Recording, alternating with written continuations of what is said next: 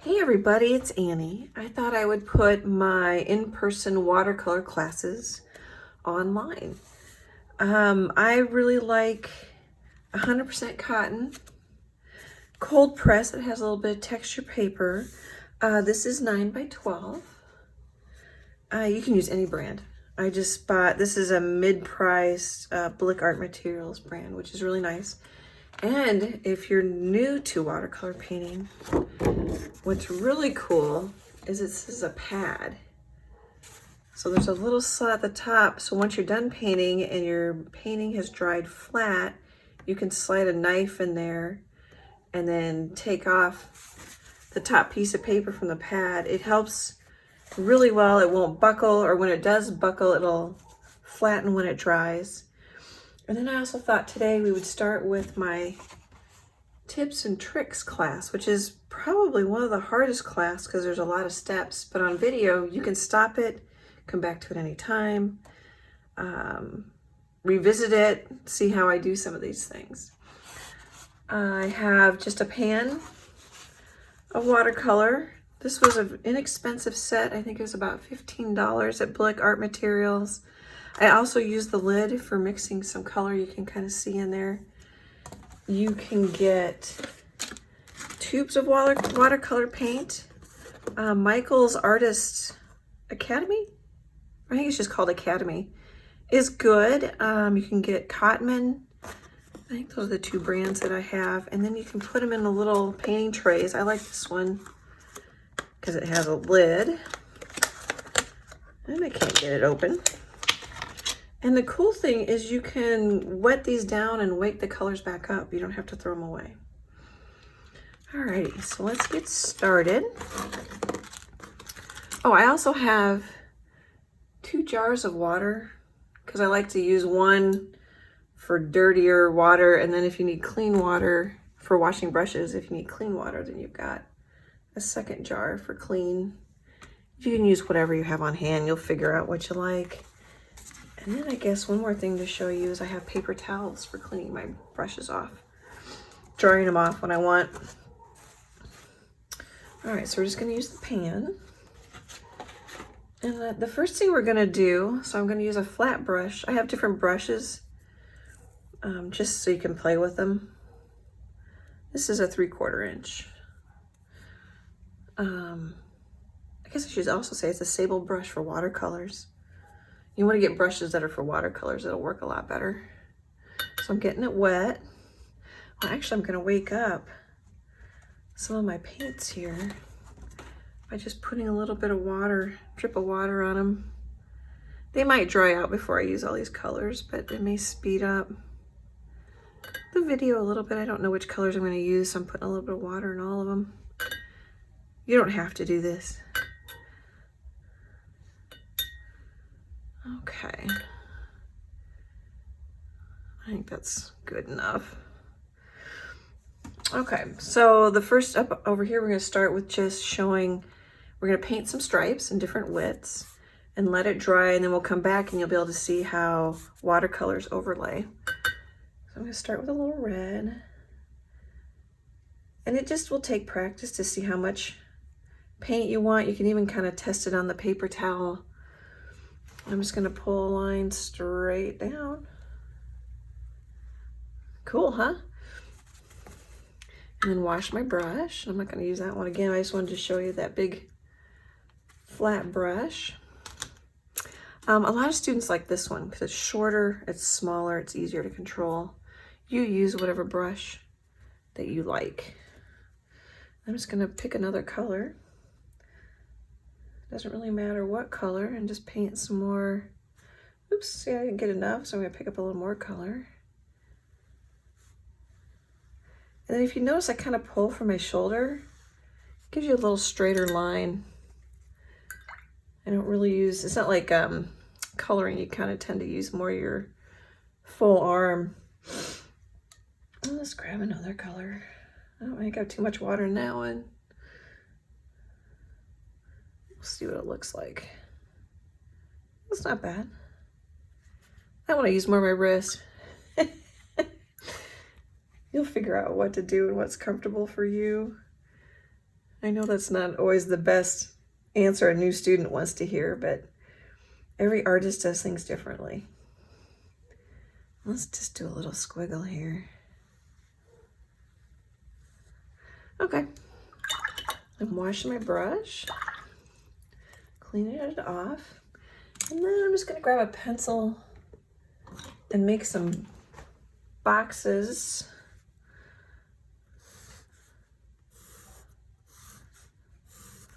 Oh, I'm gonna have to stop the video. I forgot to go grab my masking fluid.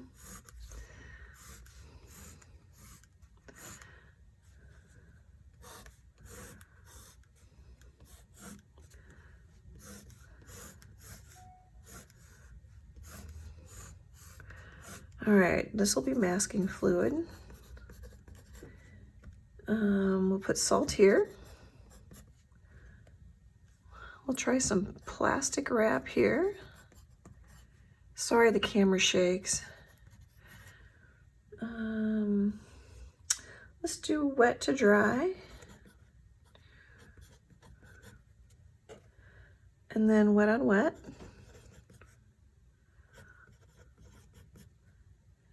And then how about some tape? All right, I'll be right back. Okay, I got the masking fluid. There's lots of brands. This one's Winsor Newton. I don't want to tip it because I've got it kind of open. Art masking fluid. I like it if you get it with a little color in it because it's easier to see than the white masking fluid. And then you want a crappy old brush that you don't care about because it ruins brushes. Oh gosh, that brush is really ruined. Did you see that? Alrighty. I'm just gonna put a little on my brush. And then I'm just gonna paint, a smiley face. I don't know if you're gonna be able to see it, but you will see what happens once it dries and I paint over it. And I'll paint I'll paint a heart.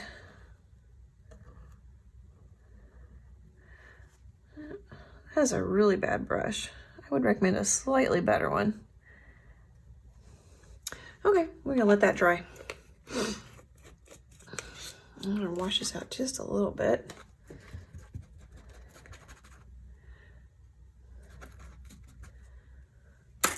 Okay. Oh, we want to do salt. So this is just table salt. What I'm first gonna do is paint a color. So I would use a darker color so you can see it, but it works with any color. But just for the sample, we're gonna lay down some color. I'm gonna get it a little wetter, so I grabbed a little water there. Grab a little, oops, wrong color. Grab a little more color.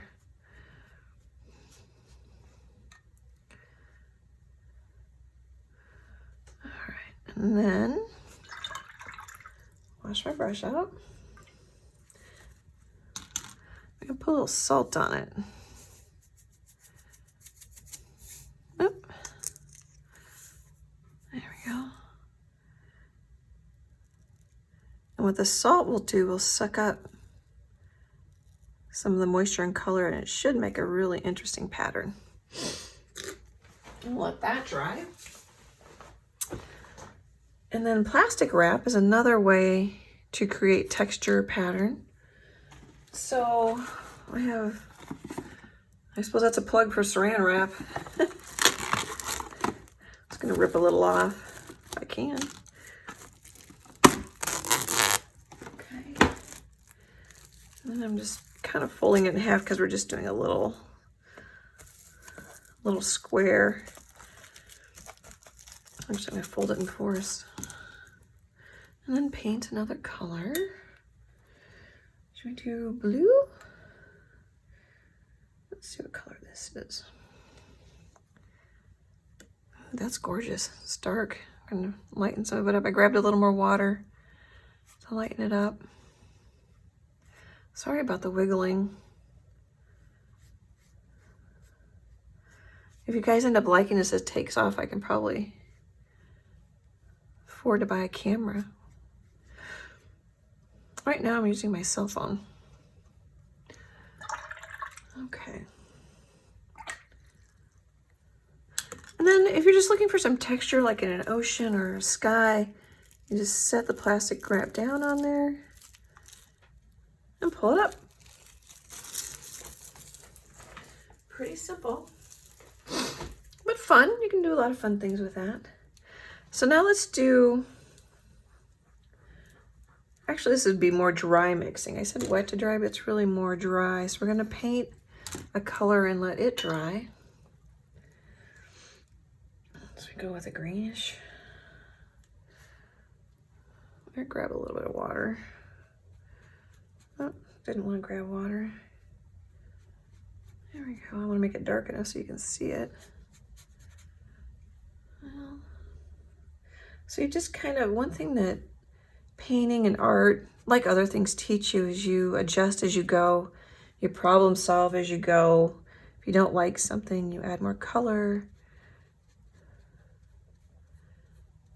All right, I'm gonna let that dry because I'm gonna show you about a little bit about blending.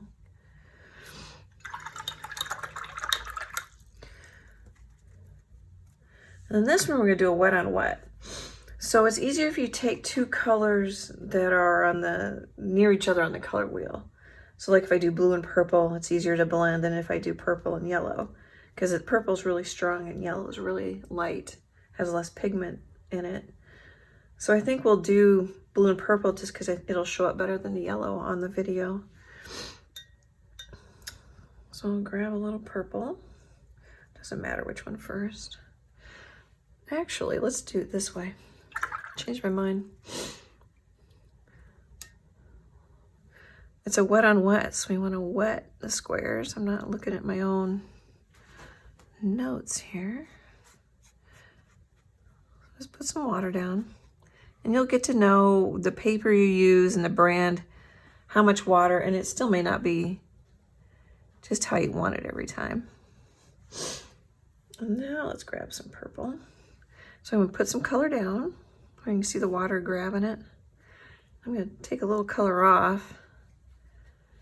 Maybe grab a little water so it blends out. It's still kind of heavy. Okay. And then we're gonna wash a brush or switch brushes.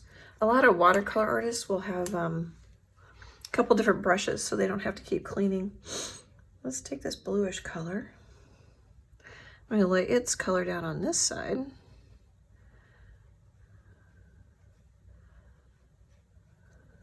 Then offload some color.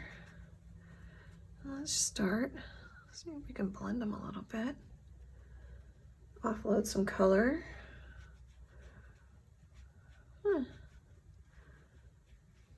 Starting to get kind of sort of a darker navy blue in the middle. I don't know if you can see it. I'm gonna pick up some of that color here. And then play with it so you can kind of learn. Each color has different pigments, behaves a little differently. You get to know what colors you like and how they behave. And don't stress about it. Just have fun with it. All right, so let's go back with this green. Oh, see, you can see my paper is buckled a little bit maybe, but that's okay. Once it all dries, it'll flatten back out. But that's dry enough. Let's see if we can blend. Oh, let's pick a... Well, I know whatever we blend isn't going to blend as well because this is dry. I'm just trying to think what color will show up better. I suppose a blue again, or maybe a blue-green. Try this one. So you always put the color where you want it the heaviest, is where you start. And of course for every rule you can break the rule. And I'm just grabbing some water and clean my brush a little bit there, and then I'm gonna pull it out. Now see, it's not lightening as much as I want, so I'm gonna offload. See, it gets a little lighter. I'm also painting off to the side so you can see it. But see, when I hit the green, it kind of wakes that green back up and it doesn't want to blend as easy. So I'm waking the green back up a little bit. See if I can get it to, oh, there it goes. A little bit better. So you can do a dry blend, it's not like you're lost. But wet blends can be easier. And if you don't have quite so much water, it'll be smoother. All right, cool. Tape. So you can use masking tape. I like, this is artist tape. It's supposed to be kinder and gentler to the paper. Won't pull it up and tear as much, but I used masking tape for years and years and years.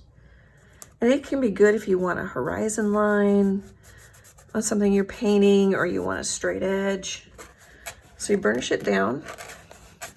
You can also use brush handle. And then we'll just paint over it and let it dry. I'll just use a little orange.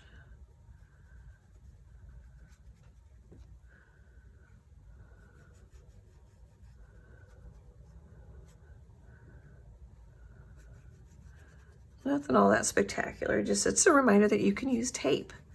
A lot of artists in any medium will use tape for a straight edge. Cool. Now this is plenty dry. We'll go back over that with some colors so you can see how, let's pull out the fat brush for fun. You can see how things overlap and that watercolors are quite transparent. So what color am I gonna use? And we'll go use this orange again. And then you can see, made a little bit deeper red over the red. And if it's a complementary color, you can't really tell there, but it would normally gray it more because they're opposite sides of the color wheel. You can Google color wheels, complementary colors. Comes in handy. All right, let's, I haven't done yellow. Let's see if we can get it to show.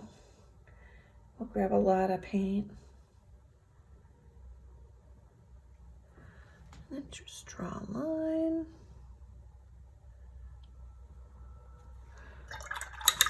So this is just to remind you that you can layer, overlap colors, soften them, brighten them, depending on what color's on top of what color. Should we do a red on a red? Oh, that's a much darker red. Grab a little bit of water. Still doesn't want to flow. There we go.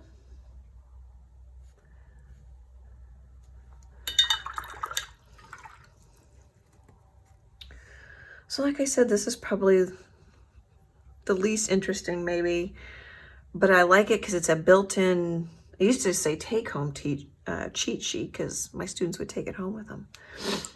But you guys can keep it forever, and it reminds you of stuff you might want to try as you're painting along with different projects. I don't know if this is the green we used before. I think it was. Let's try green on green too.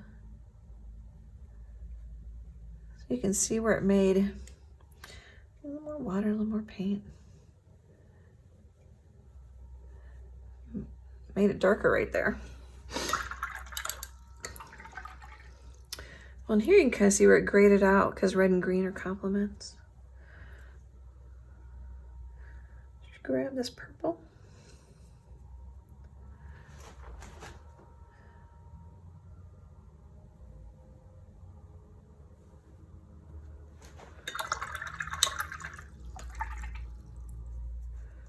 And then, here, maybe use this color. Let's throw in one we haven't used. This looks like a periwinkle. It's kind of a blue purple. Let's see what it actually paints. It is. Cool. Okay, look what our salt did. Isn't that fun? You never know what it's gonna do. That can be clouds, that could be grass, that could just be fun texture. I'll upload projects where we use salt. Well, let's do the masking fluid. That looks like it's dry. Oh, I think I'm gonna sneeze. Let's hope I don't sneeze here. Let's pick this color. I'm gonna use that one, I don't think. Looks like a teal. So all you do is just paint over it. Now you can kind of see the masking fluid. Grab a little more color. And then we'll let this paint dry. And hopefully I won't forget, because all you do is rub off the masking fluid once the paint's dry. So say you want little dots for the inside of a flower, or you're doing some lettering, you can use the masking fluid to keep the paper white. My paper towel's getting pretty soaked because I've changed water and color quite a bit. I'm just gonna switch here, let this dry. Excuse me, I want to sneeze. Okay, let's do a little, we'll take a dark color, blue, purple, do purple. And so if you have a lot of color, you can get a dark, and you can kind of see how it gets a little lighter. And if you want even darker, grab a little more color. That's how you get dark saturated. And then if you want, let's see how many shades I can get here. I want a medium. Oh, that's already kind of light, isn't it? So I got a little more color, a little more water. Oh, lightened up on me. So you kind of have a little bit of time before the color dries to add as much pigment as you want for the shades you want. All right, let's see if we can get a little lighter here. Oh. So all I did was grab a little more water. Let's see if we can get that a little darker, but not as dark as that. And if you mess up, who cares? This is just something to focus on, relax. You know, no one's gonna see, because I'm not even there helping, teaching. You're watching this through a video. So there's zero pressure.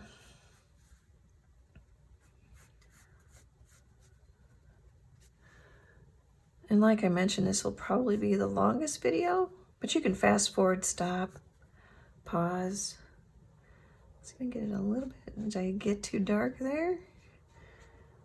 Oh, I think I might have got it. Just see if I can get it lighter. So we're gonna start off with water pretty much. There's a little bit of pigment in my brush. I don't know if you can see that. I just grabbed water for that one. Oh, it's actually getting pretty light. So I grabbed a little more water just to keep it wet. Now I'm gonna just grab a little pigment. It's starting to dry on me, so I'm getting a little more water.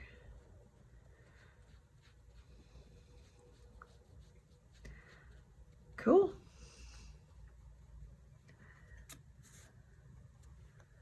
So that's how you get different gradations and different shades. It's just the amount of pigment to water. Okay. So I usually do a mixing where we go from yellow to blue. Let's see if we can do it. I don't know. Hopefully it'll show. I do that because it's one of the easier ones to mix and to change, because you'll get greens in between. Of course, I don't have the greatest green here. It might be easier to use. Oh, here. This is like a sap green or a yellow green. That would be easier. We'll try it with just my pan here. All right, so we're gonna do a yellow dot. Well, here, can you see? I'm gonna turn this, because that's what I've done here. So I'm gonna put some yellow in here. Like, can you see? Yep, all I'm doing is grabbing some yellow. All right. Oh, there's a hair. I don't know if you can see that. A yellow dot. All right, now I want to add. All right, so one tip that I should definitely be telling you right now: start with whatever mixing you do. Start with the lightest color and add just a little bit of the dark. it's easier so you don't end up with a big pile of mixing. If you start with a dark and you end up having to add an awful lot of the light and you end up with this big pile of color. So there's my yellow. I'm just gonna grab this green since it's right there. But you could grab a green from the tray and then I'm just gonna mix it in and then paint it. Oh yeah, see? I think you can see that. It's a little greener. And I'm gonna grab a little more green and mix it in.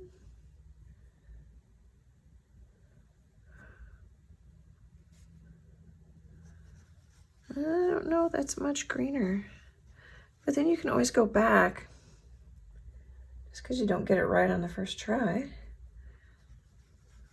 Add some more. It's kind of like what we did up here. I need a little bit of water just because my brush is getting dry. Oop, I think I might have went with too much green.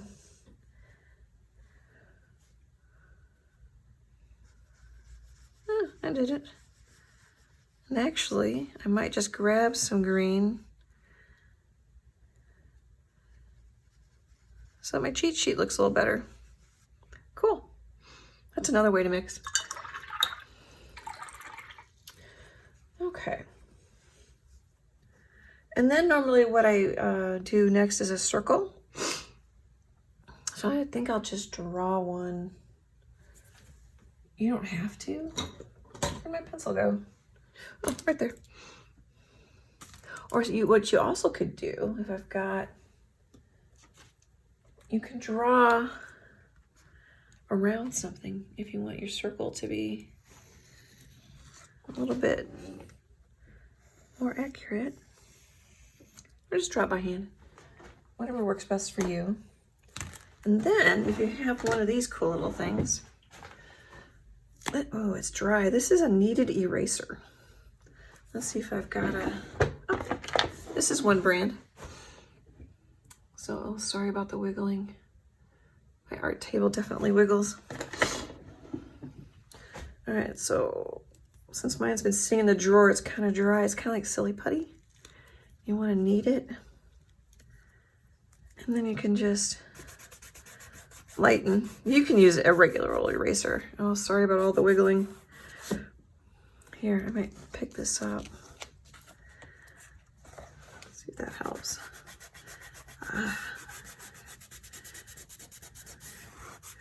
And you can leave the pencil line dark. Totally up to what you want to do. Okay, and then I'm just going to take a bigger brush because it'll go quicker. So this is a number 14 U-Trek sable brush. Actually, I think it's a fake sable. Get it wet. And then we'll grab a color. And then all we're thinking about here is how to shade an object. So you kind of want to think you're going to have a white spot there. So what I do sometimes is draw an even bigger circle and then grab some water, start blending it out. It might be easier if you do this wet the whole circle first. You can, like we did here, you can do it either way. I'm doing this one dry. Whatever's easier for you, or do more than one circle. See what you like better. When I'm talking and teaching, sometimes I forget what might be easier.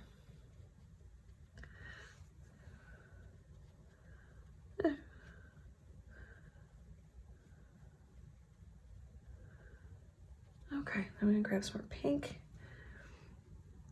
And normally there's a little reflective light coming back up this way if you really want to get technical. So then your darkest area would be right here. You could just make the darkest area your edge. Then I just grabbed some of the wrong color. And then grab some water. And then you can turn your paper. But I'm not turning it just so you guys can see better. Grab a little more water.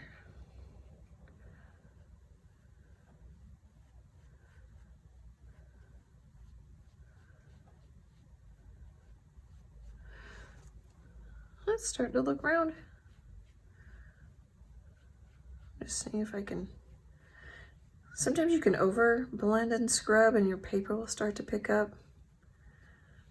You just kind of have to just watch it. You'll learn. And I can't tell you an exact amount of water or scrubbing. It just depends on the brand of paper. Like that's not working so well. I'm actually flooding it out, so I'm losing my. I think I'm gonna add a little more color. So I can get this a little darker for you.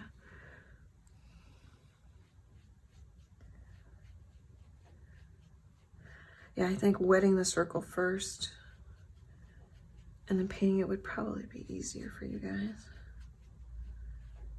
Because as you can see, I'm struggling a little bit.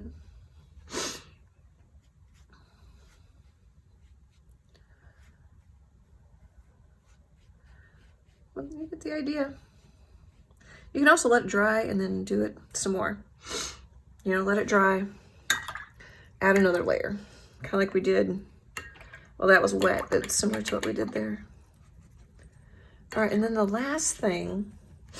So with my students, I have them paint a butterfly because it's just kind of fun. They've been doing all this thinking and following along. But I want to show you on this one. I've got a little angle shader. It's a Princeton 1/4 inch. I got it wet. If some of you like to letter or like calligraphy, I'm just trying to decide what color here. I guess green. You can pick up some color.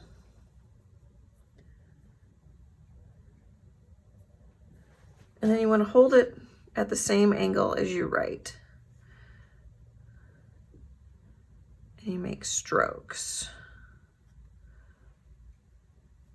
Like that. Now this isn't something you have to try or be good at out of the box. I used to do lots of calligraphy. I'm actually rusty now.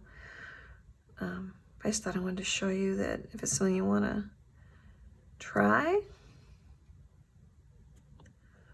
That's a funky end. That's kind of an uncial letter end, but it kind of has a little italic feel too. I kind of mixed my alphabets there. Let's try a different end. I'm going to change my angle a little bit because I was getting skinny there.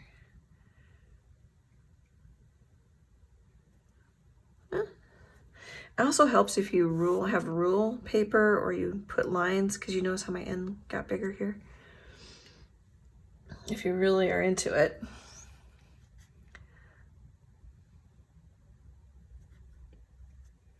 Am I going to have enough room for an E? I'll make a skinny E. Cool. Oh, I was thinking we were done, but I need to pull off the tape so you can see. Makes a nice straight edge. And then my hand's a little wet, so I'm looking for a rag. We'll rub off the masking fluid, and if it doesn't want to rub off with your thumb, there it goes. Oh, sorry about the wiggling. You can also use, let's see if I've got an eraser in here. A clean eraser would be way better. Oh, this one's kind of gross. Let's try this one. Oh, this one's not any cleaner. You can use an eraser. Oh, well, I think I'm just gonna use my finger. The eraser works, but it's too dirty. Oh, I'm super wiggling there. That's what the masking fluid does. So I thought of one more thing I wanted to show you. You can buy acrylic paint pens, because a lot of people like to combine watercolor and ink. You can use traditional dip pen inks. You could use a Micron permanent pen or a Sharpie permanent pen. Let's see if this works. And that's all dried. Yeah, we'll just use this one for now. So you shake it with the cap on. I'm going to test it. So you can write, you could draw a flower.